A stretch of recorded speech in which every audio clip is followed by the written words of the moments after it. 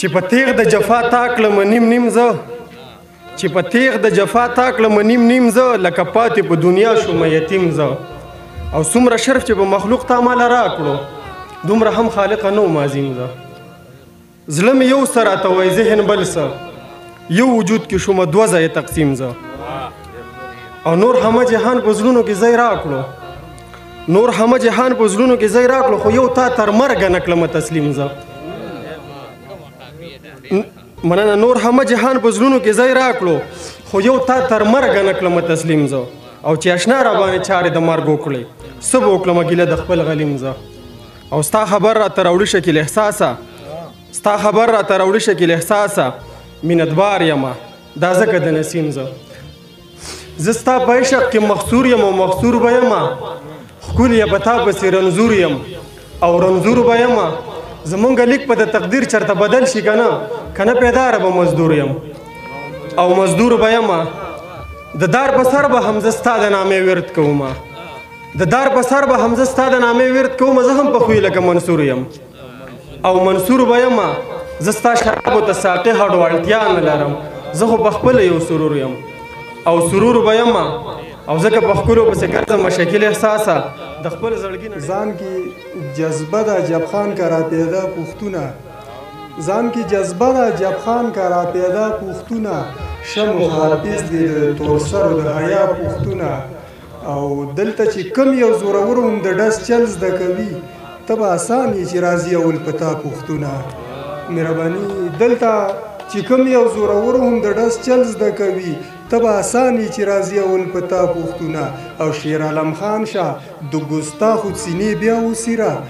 شیر عالم خان شاه د ګستاخو سینې بیا وسیره لکه لاډمي وي د دنیا نه که پناه پوښتونه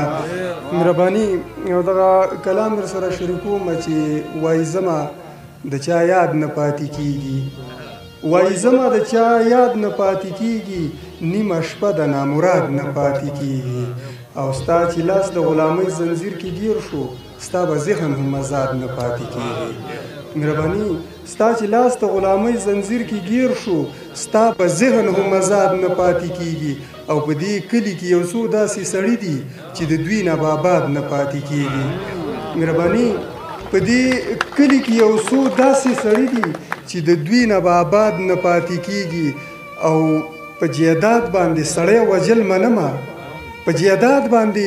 سړی وجل منمه خو د مرګ نه په جیداد نه پاتې کیږي مهرباني په جیداد باندې سړی وجل منمه خو د مرګ نه په جیداد نه پاتې کیږي افتخاره چې خپلوانو دوکه راکړه بس په چا مې اعتماد نه پاتې کیږي ډېره مهرباني اوس په کار خو دا وه چې دوه بلاکه موږ ته مې خبرې دا زموږ اوچت دی ښکار اوچاته نه چې دوه بلاکه موږ ته موږ کې ولاړ وې صحیح راځي صاحب که نه نو وایي ستا د فراق نه وروستو ما به په هر څه کې جړل ستا د فراق نه وروستو ما به په هر څه کې جړل لکه د کونډې مې د خپل زوی په واده کې جړل او شکر دی شکر به هوره چې پامن کې شوې شکر دی شکر به هوره چې پامن کې شوې چې به چاودنه وشوه زر کو به په غره کې جړل او دغه شعر د سجاد ته ډالۍ وي هغه منظر راته رامخې ته شي وجاړمه هغه منظر راته رامخې ته شي وجاړمه زه چې راتلم ماشومې لور راته په وره کې جړل او څه شعرونه دي وایي پرتې په کتابونو وې سلګۍ به یې وهلې پرتې په کتابونو وې سلګۍ به یې وهلې قطره قطره مې خپلې بچنګۍ راټولولې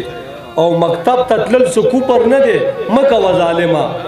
مکتب ته تلل څه کوپر نه دی مه کوه ظالمه چې غږ د تکبیر وکړې په ګولو باندې ولې او تا وویشتې دا ستا په سوچ کې ته جنت ته لاړې تا وویشتې دا ستا په سوچ کې ته جنت ته لاړې ما ولیدې چې دوی په جنتونو کې خاندلې مننه او چې ته د جهاد په نوم شهیدې کړې بدبخته چې ته د جهاد په نوم شهیدې کړې بدبخته ما دې دپاره دومره په سختو رالویولې او تصویر یې په سینو پورې ورک شوي بچي غواړي تصویر یې په سینو پورې ورک شوي بچي غواړي شفقه پښتنې میندې اختر کې جړېدلې او دغه دوه شعره وایي نن د جانان مې نظر ښکته و خو ځان مې پړ کو نن د جانان می نظر کته و خو ځان می پړ کو دا زه منم چې ملامته و خو ځان می پړ کو مننه او چې راته پړ به شو په ما به یې غوسې کولې چې راته پړ به شو په ما به یې غوسې کولې هغه مجبور د خپل عادت و خو ځان می پړ کو مننه